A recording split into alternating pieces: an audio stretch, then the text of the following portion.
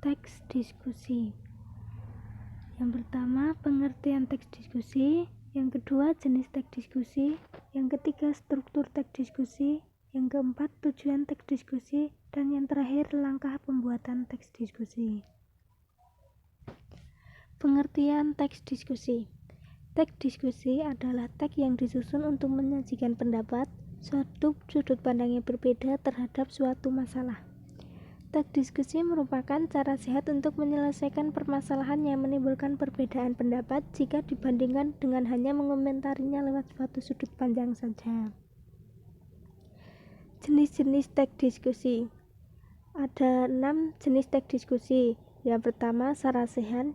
Yang kedua, simposium. Yang ketiga, diskusi panel. Yang keempat, kongres. Yang kelima, muktamar. Dan yang terakhir, lokakarya. Struktur teks diskusi. Struktur teks diskusi yaitu ada isu, argumen yang mendukung, dan argumen yang menantang, dan yang terakhir kesimpulan. Isu berisi mengenai masalah yang akan didiskusikan atau dibahas lebih lanjut. Argumen yang mendukung yaitu kamu dituntut untuk menjabarkan lebih lanjut mengenai penjelasan tentang masalah yang sedang dibahas. Argumen yang menantang berisi mengenai pertentangan terhadap masalah yang sedang dibahas, disertai alasan-alasan yang mendukung, dan yang terakhir yaitu kesimpulan.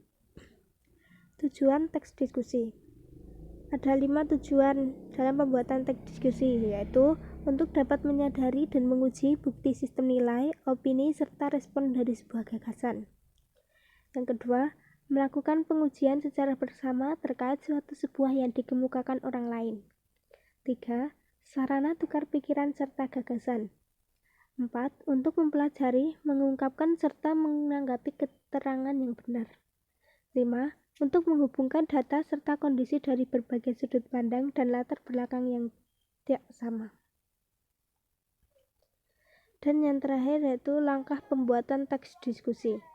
Menentukan topik, masalah atau isu.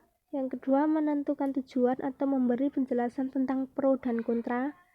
Mencari informasi serta data tentang isu yang dipilih, menyusun karangan teks, mengembangkan karangan menjadi teks diskusi, merevisi atau menyunting teks diskusi.